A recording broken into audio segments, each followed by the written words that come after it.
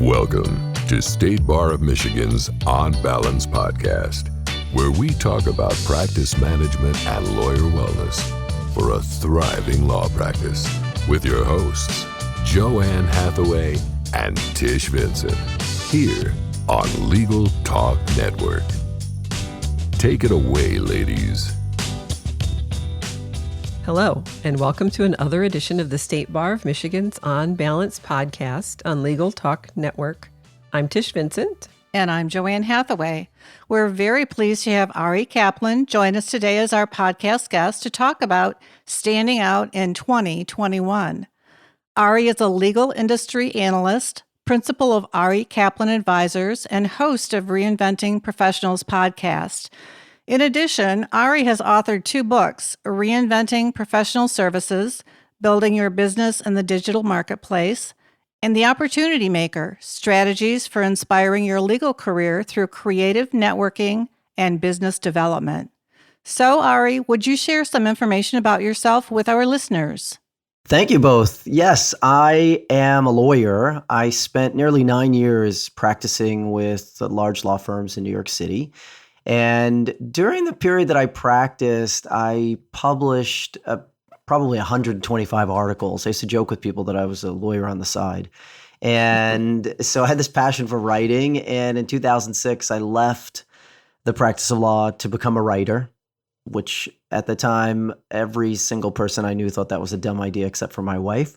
And I'm grateful to her every day for that because it's really turned out to be quite a wonderful experience. And so for the past 14 years, I have been writing about and covering legal. I've written, as you mentioned, a couple of different books, but also produced a tremendous amount of market research, tracking trends, particularly over the last decade, and have focused pretty significantly on technology, whether that's technology affecting what happens in-house in law departments, at law firms, but what's changing in our profession and how do we navigate those changes? That's become particularly important, obviously, in the last year.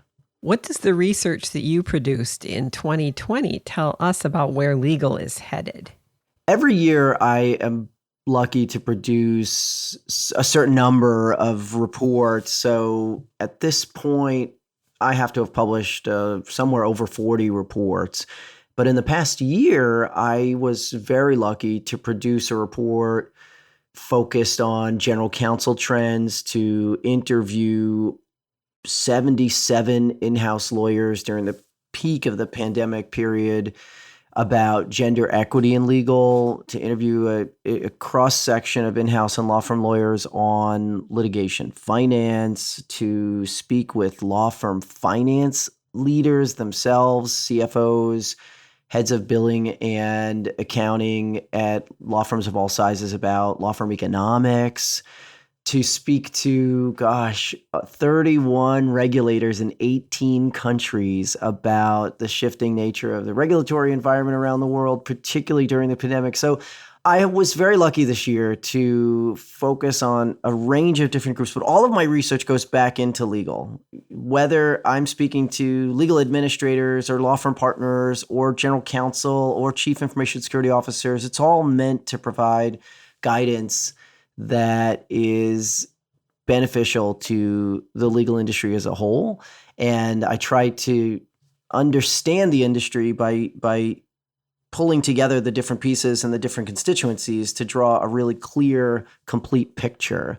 And it's a profession in transition, but it wasn't a profession in transition starting in April or May. It was a profession. It's always been a profession in transition, and it was accelerated by what's occurred. And if anything, it simply indicates that next year will be an increased period of change that has been positive for the most part.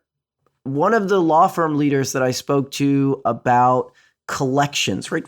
So I try to talk to professionals about the most practical, straightforward issues so that when I share the research, the findings are practical and understandable and can be applied immediately. So one of the interesting examples was during my research that I did for a company called LSQ on law firm finances. They said there was an issue, obviously lots of firms are struggling with liquidity, for example, just given the nature of what's happening in our economy and certainly in the legal economy. And someone said, what this has done is it's made us more efficient. It's driven us to get our time in more quickly, to follow up on outstanding invoices. This is not tremendous innovation, but it's making a big difference. And it was accelerated by the fact that the pandemic caused a shift in the economy and the need to make some changes. So I think that you are going to see more of that firms, organizations, law departments, all kinds of legal tech companies will realize, wait a second, we've started doing something that has actually turned out to benefit us, our clients, our employees. We should keep doing that. We should make that better. If that's improving the client experience, if that's improving the quality of the work, if that's improving the turnaround time, why not continue along those lines and see if we can improve that so that when people return to whatever operations they think looked more like what they were doing at the beginning of this year, they're not just sort of creating a bridge from one part of that period to another, but they're kind of elevating themselves from where they were to where they're going to be. Ari, where do you see opportunities for legal professionals in 2021? This is a difficult period because with resource constraints comes reevaluation, and organizations are trying to figure out, what do we need? What will we need? What did we need? How does that compare? In many instances, there's not as great a sense of physical visibility. And what I mean by that is you're not seeing people in the office. You don't see the hum of the work because many people aren't there. But certainly there's productivity. In fact, there were a significant number of reports, discussions, anecdotal conversations about the fact that productivity was much higher during the period of intense lockdown, and people were producing at a level that made, sometimes made their employers or their managers nervous because they felt like it was unsustainable. So, where there's going to be opportunity is where people try to think more broadly about their role and the opportunities that are available to their organizations that they might not have thought about. This period has been wonderful in terms of bringing people together. They're not traveling for the most part, and there may be some availability that wasn't there. I, for example, started hosting a CEO roundtable in May. And so I produce a lot of content. Many of my clients are legal technology companies or legal services providers, some law firms. I speak to law departments, and I wanted to create an opportunity for leaders of organizations to be able to, in a safe space, connect with one another and maybe meet some new people, because that isn't as easily accessible at this moment. And it was wonderful. I had this incredible group of extraordinarily talented CEOs on this call. We had this Zoom call. They knew that I wasn't going to do anything with the information. They knew that nobody else was going to do anything. But after, we had an introduction or two and an icebreaker question, people were so excited to ask each other, what have you been doing? How are you motivating your employees? What are you doing about time off? And just asking practical questions, and then sort of, what's your vision for this? And of course, I've tried to make those calls diverse, to get a diverse perspective for people who are not in the US, people who are doing technology and services, people who are larger, some who are smaller, people who are raising money, people who have just raised money. And it's been an extremely interesting initiative because the ability to bring people together and to give them the chance to connect with one another has been really powerful for me, to learn from them and to see them learning from each other and to see them feeling comfortable asking each other, what they can do. And I think the opportunity in 2021 is to continue that community building and organizations that do that both with their teams. You saw this happening a lot with a happy hour here or all these kinds of initiatives. I say to my kids that it's very easy to start something. It's not as easy to keep it going. And so the organizations that maintain some level of continuity, that pick and choose what was significant, what could work, that stay creative, will reap the benefits. The meeting for the CEOs, is that the virtual lunch on Zoom that you were describing, or is that something else? It's not. That's a very funny. Thanks for asking about that. So back, I think it was March 15th. I think that was the Sunday. I posted something to LinkedIn and I said, I'm going to be around. I'm not traveling, and you may not be traveling either. You may not even be going to an office. If you want, I'm going to be hosting a Zoom call for a week, 30 minutes a day, and I'd love to see you there. And that was the whole initiative. I called it the virtual lunch. I set up a Zoom link and people popped in, and it was really nice. And it was just a nice way to create community, just to see what people are thinking. And of course, in the beginning, you're asking people questions about how it's going for them. What are the numbers and, all the kind of statistical details that you'd want to know when you're isolated. But then very quickly, the 30-minute call became an hour, and then the week finished, and I said, you know what, I'll be on again on Monday if anybody wants to be back. And tomorrow will be the 169th virtual lunch. Wow. So we have done this. That's impressive. Yeah, it's been 30-something weeks now. We've had all kinds of extraordinary guests. The president of the American Bar Association, the general counsel of the American Red Cross, Professor Bill Henderson, just the most extraordinary individuals sharing perspectives, having conversations. Every Tuesday now, we have an initiative. It's called the Feedback Forum. So every Tuesday on the virtual lunch, and the virtual lunch is open to anyone. You can go to avirtuallunch.com. The Zoom link will be there. You can see the initial LinkedIn post. And on Tuesdays, we invite technology companies or services providers or anybody with a new idea that they want to test out. Someone asked us about the change of name of their company. Someone wanted to show us a new feature. It's essentially like a safe space to get some feedback from a focus group, if you will. And it's been really wonderful. And I think that the idea of creating community, the CEO roundtable that I mentioned was inspired in some ways from this concept of, wow, bring people together and see if magic happens. And I think that is a piece of this puzzle that I have been trying to put together, in that we're sort of missing each other in this environment. It's been a challenge for a lot of people to find ways to connect for sort of no reason at all. That's the serendipity of networking. There's intentional networking, and then there's this sort of hallway conversation at an event. And the virtual lunch is kind of a hybrid of those. And I'm so gratified, in fact, that people on the virtual lunch will say, oh, I spoke with so-and-so who was on the lunch, and we're going to have a meeting, and I'm going to show them my software, and and it's just a great way for people to create opportunities. Or you mentioned that the title of my first book is called The Opportunity Maker. So that's a very meaningful mission of mine. And if I can do that, and help others do that, I think that's really critical.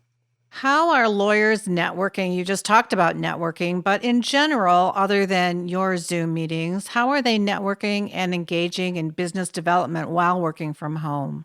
The only way they can really do it is through my meeting. No, I'm kidding. I think that, it's funny because I spent a lot of time thinking about networking. I have developed a software platform that's called Law Accountability, and firms across the country, lawyers across the country use this tool, and it essentially is designed to build accountability into your marketing and business development. And I develop and post a new video every single week in this library. The library now features over 350 different programs. And so I have been consistently thinking about networking in a way that can be dynamic and proactive. And I think about it from a business development standpoint that it's not like pushing a boulder up a hill. It's much more like flicking a marble across a table. And in this environment, there's a couple of things that need to happen. Many professionals, I'm lucky to coach partners at various firms across the country and also firm owners. So they may be solo, small firm practitioners. And I have found that, their networking is often driven by events. It's driven by being somewhere. And in an environment where you can't go anywhere, many people are struggling with simply abandoning the networking. But, my philosophy, as I mentioned before, is not to bridge where we were to where we're going to be in a kind of a flat line, but to kind of create a staircase so that when we get to wherever we are going from the standpoint of this pandemic, that people are elevated. They're in a position that they wouldn't have needed to, kind of have any setbacks. What they should be doing is being more intentional, thinking about who they would have liked to meet had they been at that event, and trying to focus on a whole array of initiatives that will allow them to meet those individuals. So I always try to, visualize things. And so if you were thinking about a funnel, you would kind of, go to an event and stuff all of the people that you met at this event into the top of the funnel. And then at some point, you pop out of the bottom several like chocolates or something, and those would be your highest value leads. But you can't do that anymore. You can't just stuff all of them into the top because you're not going anywhere where they're all going to congregate. So now what you need to do is you need to imagine having all of them at the bottom as seeds that sort of sprout, and then the top sort of, blossoms into this tree. And I think that when you're doing that, it becomes much more important for you to have almost kind of a vision board of the people that you're trying to meet, the places where they are.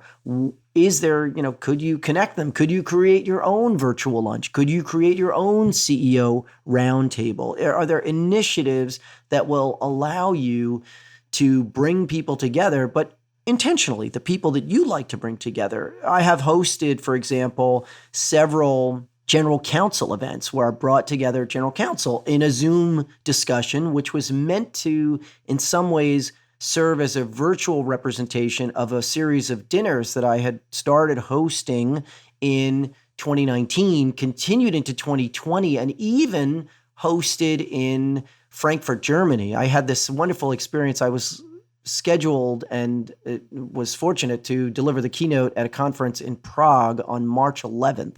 So nice. I had proposed to a company to create a dinner for general counsel in Frankfurt on Monday, March 9th. And I did that specifically because I have no connection to the city. I was just experimenting to see, could I host a dinner with senior leaders in a city I have absolutely no connection. I'm in a country I have no connection to.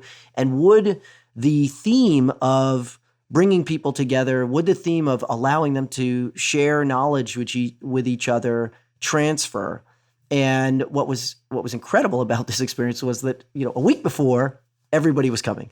Every day, somebody else had some rule that they couldn't come. Their company, sort of prohibited meetings. And I made this game day decision on March 8th to fly to Germany and hope for the best. And I get to Germany and all these people continue to cancel. And I thought, wow, this is very interesting. But miraculously, all of the people that couldn't come because they were traveling now were not traveling and could come. And it turned out to be the most extraordinary discussion. And I couldn't believe just what a wonderful dinner it was.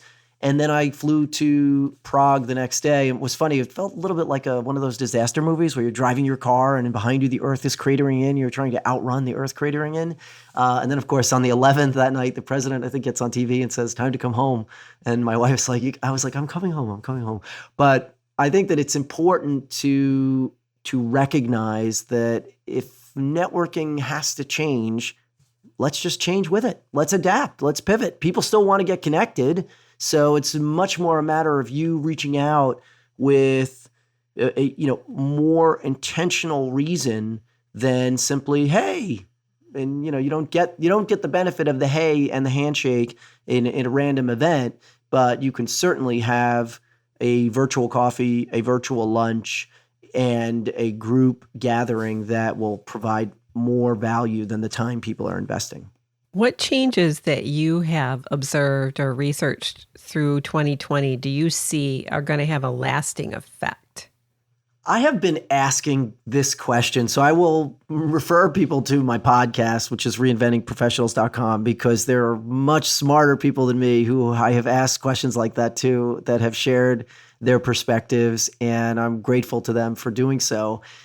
It's interesting. Anything that is driving efficiency in this environment will continue. Anything that is adding value will continue.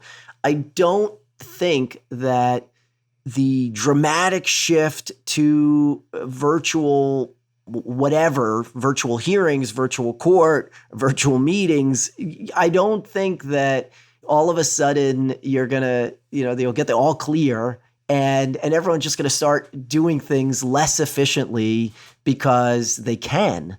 And people who anticipate that, and sadly, you're going to have some time still to anticipate. We're not getting that, whatever that all clear looks like, it seems, for a while, but it will eventually come. And so why not position yourself to be so well informed and so familiar with what things, which areas you can showcase immediate improvement in and how you can provide benefit very quickly. Why not be so well versed in that so that when that time comes, you're in a much greater advantage. You have a much better competitive position than your peers, and you're providing a level of service and responsiveness that is so meaningful to people that they are just thinking of you, and that your profile is the one that is elevated beyond all others. Interesting. That's a good way to think about it. Well, if you think about it the other way, you're bummed. Yeah, exactly. It's just like, there's only one way. If you're not looking at this optimistically, then yes. I think that you have challenges. But I also think that this is an opportunity to experiment in a virtual environment. The table is larger. And so that means there are more seats. People will have opportunities they otherwise wouldn't have had. If I was a junior professional in this environment, I would say I'd love to watch the deposition or the trial. The organization might not have paid for me to fly wherever to be part of that deposition, thinking they'd have to pay for my time and bill for my time, and the client's not paying. Now I can just volunteer and say, on my own time, I'd love to be part of this. I'd love to learn about this. I'd love to develop that level of knowledge, whatever you were spending on your commute or all these other things that sucked up some time.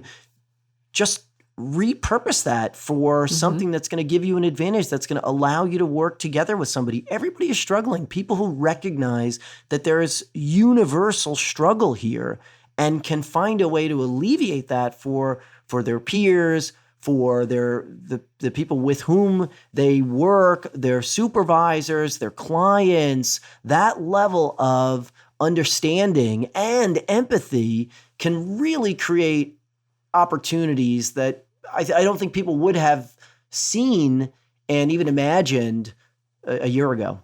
It sounds like you have a kind of boldness. You're encouraging people to have a boldness. If you think of it and you'd like to reach out to that person or start a group of people connecting, just do it. Am I hearing that correctly? Just, go with the idea. Don't second guess yourself. Reach out. There's other people out there that are going to respond and be open to what you're offering.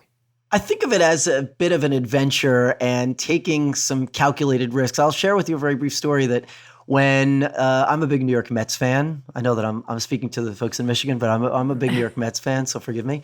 And my son, who's now 17, and my whole family, my daughter, 15, we're a big Mets family, but particularly my son and I.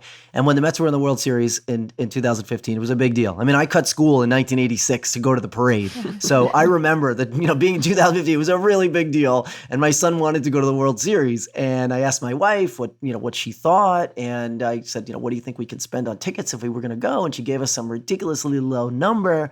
And I knew we'd never get tickets. And I said to my son, look, we can't buy tickets. We could try. I said, why don't we do this? I'll make a deal with you. I'll take you to Citi Field, and maybe at the last minute, something will pop up on StubHub and we'll be able to get a couple of seats. And, I don't know, but I'm not going to, go above what mom said we can spend. He's like, really? I was like, I like being married more than I like going to a baseball game, even the World Series with you, buddy. And he said, all right, I'll do it.